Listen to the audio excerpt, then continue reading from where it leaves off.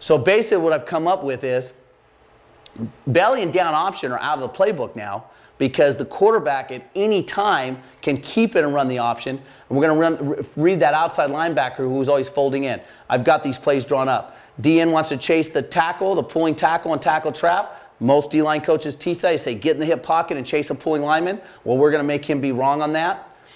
Same thing on the opposite side with the down counter if he's going to chase the tight end on our down counter.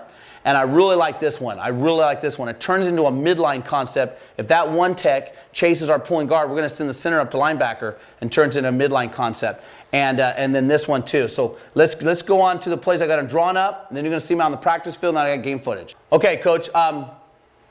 I'm calling this belly read, but actually, I'm not going to change the name. This would just be R motion, tight R motion, 33 belly. That's all I'm going to say. So everyone thinks it's 33 belly. So, for us, this is a gut, guard under tackle. We could tug it with the tackle under guard. We're going to run our regular blocking rules. Everyone thinks it's belly left. And obviously, the kid always gives us trouble. Now, if you're like me, I see that in the game, and the press box tells me he's making the tackle. 2 or 3 plays later, I'm going to come to belly option. Well, now I don't have to wait 2 or 3 plays later. Every time that kid cheats, he's going to pay for it instantly. So basically, any type of defense with a hang player, your 3-4, your 4-4, and your 3-3 stack teams, with the hang player, we're going to make them pay. Against the 4-3 teams, which I don't have any 4-3 teams on my schedule, so we really haven't repped that in practice. We would read that safety who's coming up hard and cheating, but I think that's going to be a hard read for the quarterback. So with the 4-3 and you're trying to get the safety, let me draw that up over here on the board.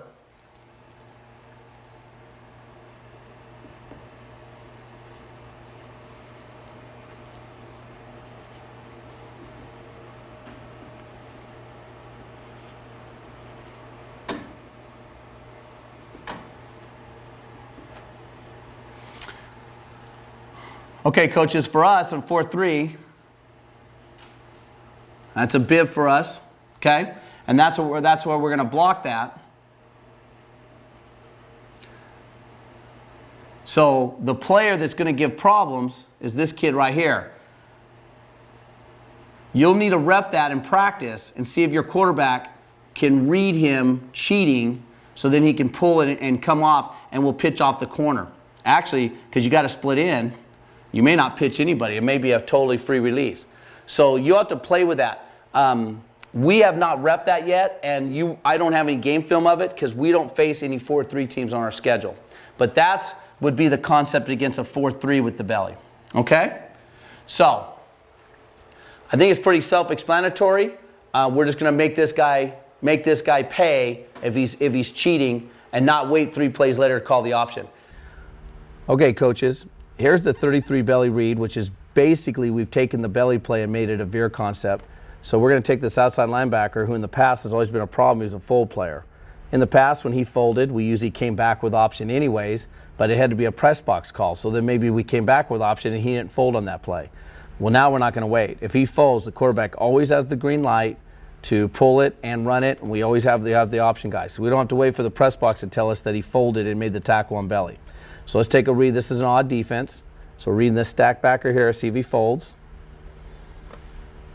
Great read. There's the pitch. So the defense can never be right. Now on the 33 stack, I want to point out for a second, we do what's called a double gut. So both guards block out and both tackles gut up through. Gut for us means guard under tackle, which means the guard goes first. So right there, you see both guards blocking out. You see both guards blocking out, this guard and this guard, and the tackle's coming up through. The play side tackle on the belly side gets the stack Mike backer, and our halfback gets the stack backer that's over the left tackle. So there you go. With that, let's play this thing full speed. Let's see how the quarterback makes the read on the outside backer. Does not fold, he should have gave it. And he did, good job. Okay, even though we're reading it, we still have the wind back play. So one of the changes I've had made since I made the original DVDs is with the nose guard, the quarterback cannot shuffle his feet in the line of scrimmage because we want to have the wind back with the nose guard. It's the only time I'm worried about the wind back is with the nose guard. If there's any kind of shade, then he's going to shuffle his feet in. Here you're going to see the nose guard hard slant to the belly. The quarterback makes the right read and does a give, and then we get the wind back. Quarterback can still pull it and run it based on this read, but if he gives it, then the tailback knows there's a wind back. He's going to wind back behind our right tackle's gut block. So there goes the nose guard, there's the wind back. Great job.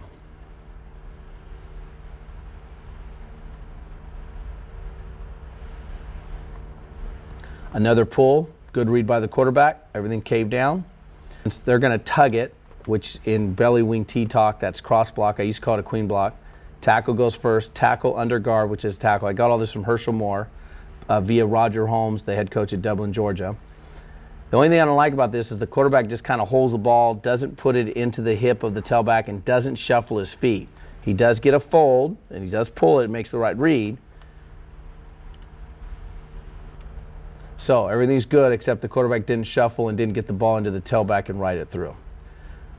All right, guys, same concept against the down. The previous slide I had it against an odd defense. Now I've got an even defense, right? Everyone on the team thinks it's down except this quarterback. This quarterback's the only one that knows if he's going to keep it or not. And while he's doing the 2 heel clicks and shuffling his feet, he's going to read this hang player. If the hang player comes cheating in, I've got the line drawn up. The guard just will use his technique against him and log him or kick. Obviously, if he sees the log, quarterback's going to pull, and we can pitch off of that. If you want a free, right, obviously,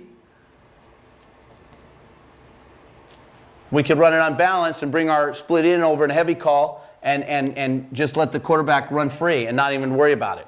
So I don't have any pearls of wisdom with you. It's really that easy. And our kids have read it at game speed flawlessly. It's been really, really good for us.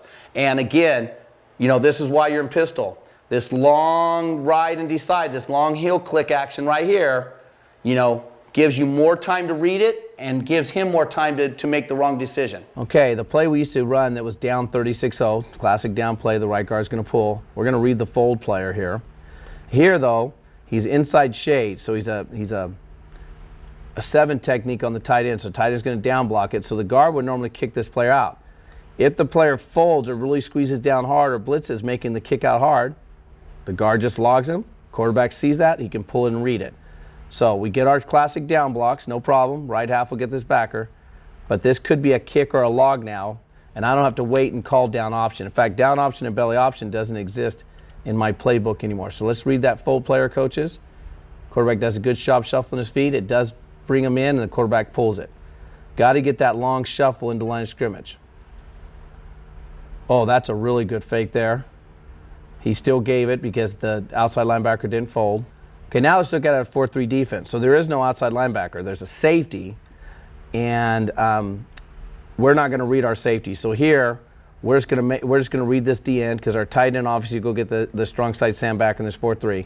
So the guard's supposed to kick out this D end, but if the D end squeezes, which a well-coached D end will, we'll log it and just pull it, which means we're going to pitch off that safety, which means we're going to pitch off the safety. I didn't have enough. I should have had a safety in here and had our quarterback practicing pitching. It's a great ride. He really rides it in there, pulls it, and he'd be pitching off the safety coming down here right now. Here's another look. The DN does not squeeze in, so the quarterback makes the right read and gives it. Okay, coaches, now let's take a look at bringing it down at the D-line level with the tackle trap, and basically whoever is going to chase your pulling tackle, that's what we're going to read. We used to block away and seal that guy so we can get a free release. Well, again, not only do we now put a kid in conflict, but now we get another hat on backer. So, you know, it's pretty self-explanatory. Now, obviously, because of the tackle trap, the quarterback can't shuffle his feet. He's just going to open, basically do his arm movement, right? And then here comes the tackle trap, and then he's got to make that decision whether or not when he does this, if he's going to leave it out there for the tackle trap guy or go. If you have a really good mesh where the tailback is here, when the option guy's here and you got a good line of sight, then your quarterback can really get away with that. If your mesh is off and he's here, it won't be as deceptive, and you may not have him do the long pull. Okay, so with the tackle trap, I mean, there it is. I mean, if it was an even defense, it'd be the same concept. You're going to always have some sort of kid on your weak side D tackle. It's either going to be a DN or a tackle in a 3-3 or a 3-4 or a DN in a 4-man front. I mean, this will change, but we always double the first man inside the hole anyways. And so even if this guy was over in the A gap, we'd be getting, if he's away, we'd get that. We might bring the guard in if he was an all-league player and go up there. So our tackle trap blocking rules don't change. We're going to just read this guy. Okay, coaches, here's our 22 tackle trap, our tackle trap right, 22 trap. I really don't need to say read. I know I said read on those on the down and the belly play, but really I don't even need to say the word read. Our quarterback now has the green light to read it. But now we're going to read the guy in front of the tackle. So if he chases the tackle down the line of scrimmage, we're going to pull it and then pitch off of that outside linebacker. So this is a in the backfield vernacular, just for the backfield, this is a zone read concept. Our linemen don't know what the quarterback's going to do, so they're going to run 22 tackle traps. So we should get a double here from the center guard. That's going to be our kick out guy. So and all these three guys are going to go linebacker since we have a gap 3 tech. So let's see if the quarterback makes the right read. And he gives it, pitches off. That's a great job. Okay, on this one, the DN gets caught up in the wash. It's a hard read. We tell our quarterback, when in doubt, give to live. This is not a clean read. It's not a clean read. He gives it. Let's get the yard. So he makes the right one. This one coming up is really clean. The DN chases or stays there, and we get a great wall. Our tailback does a good job hugging it. That's a really good tackle trap. Okay, coaches, here it is against the 3 stack with a tackle trap. You know, we're going to double our center tackle to the stack backer. We kick out the guy here. He's a little too far. He didn't line up right. The tight end would actually go around that stack guy, and we'd have good numbers. Our guard used to block out against this so the tackle could pull, but now he's going to escape to backer, which is awesome. We get another hat on backer. We're going to read this guy over the left tackle. He stays. The quarterback gives it on the tackle trap. Great read. Here the guy's going to chase the tackle. Quarterback makes another great read. Boom, fake, pitch off the force player. If we get a better stock from our X, that'd be a touchdown. Okay, same concept on down. Same concept on down. We can't shuffle our feet. Okay, so we're going to get a nice little long ride with our arms. This kid's bowing, getting the ball. Even he doesn't know if he's going to get the ball or not. So if this guy starts chasing the tight end, there we go. We're off to the races, and we'll just pitch off of one of these two guys. So same concept, tackle trap or our down counter. Either way, we're just going to read the defensive end. So we've got an outside linebacker on belly and down, and a defensive end on tackle traps and counters. This is the one I'm really falling in love with. Didn't even know this was a possibility. So basically what happens is the center normally would have blocked like that on guard trap. Well, we're just going to release him to this cheating backer, and now becomes a midline concept for the quarterback. So as the sweep comes in front, the quarterback takes his step and then turns, and the whole time his eyes are on this guy. As he steps, his eyes are here. As he turns his shoulder, so it's going to look like this. So he's going to go like this, just like that. Don't have him put the ball out. So step with the fly, and then turn. Here comes the tailback. The whole time, though, his eyes is on that one tech. His eyes never leave that one tech. And every time we've ran in practice, the kid has taken off. You're going to see some practice video where he doesn't. I had to tell him to stay home. When we run it without the kids knowing it, they've chased it every single time and basically becomes a midline concept. Now, you'll see it on the video. When you have a defense with an overhang player, you've got to do something with your formation to take care of him. Either a tight end here blocking out or trips to get him out. Because when you just ran it, if you just ran it without this guy here, this guy is here, and he's been getting our quarterback. So you've got to account for that outside linebacker overhang play. Okay, now look at against an even defense. This changes. See, we've got a nose guard now, so it's our regular guard trap rules. We're going to double the nose. And we're going to outside release here so that, because we tried escaping inside and picking up the towel, which is normally what he would do on guard trap, but now the guy couldn't chase. They were bumping each other and we couldn't get a clean read. So we're taking a fire step with our left foot. So it's not a lateral step with our left foot. We're going to step out with our left foot, go around, and then go hit that linebacker and push him the direction he's going. That way this kid has an unobstructed angle to chase, and the quarterback can go. This one's not as clean. I like it a lot better against the one shade.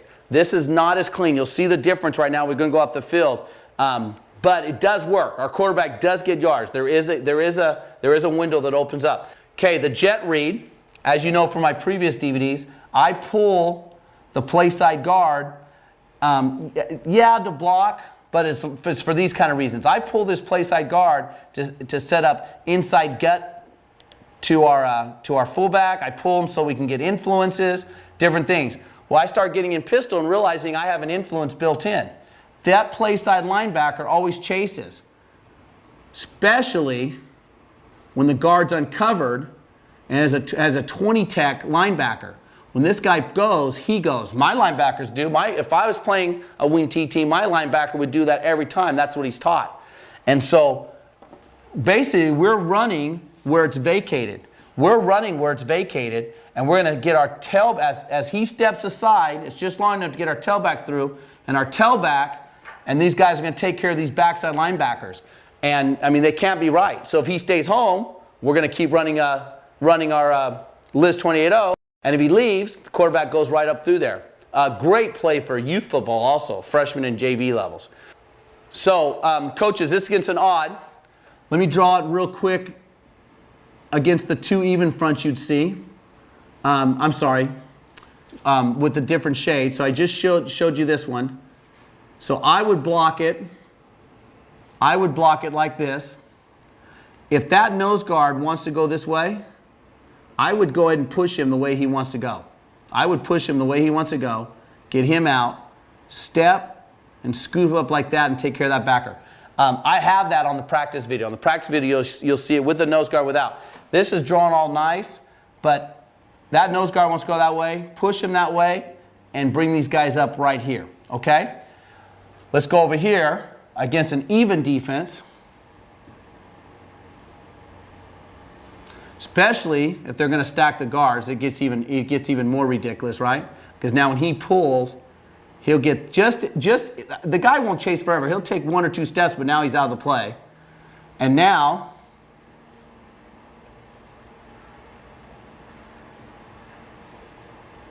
okay, if you are worried and you're confident the guard can get this guy, I guess you could try this. We haven't repped it that way because we know this backer's pursuing, and so he's right in the play. So we've been wanting to get two hats on it and get that quarterback right up here behind a double team on that linebacker. So that's what we would do against an even defense. I used to call this a gut block on our earlier DVDs, but now because it's center under guard, I'm using Herschel Moore's terminology. So that's now a cog for us with a center. It should be center under guard, but it sounded too much like tug, so we changed it to cog. So it's the center and guard exchange, okay? So there it is, against a 20 tech lacker, against a 3-3 stack, and against an even.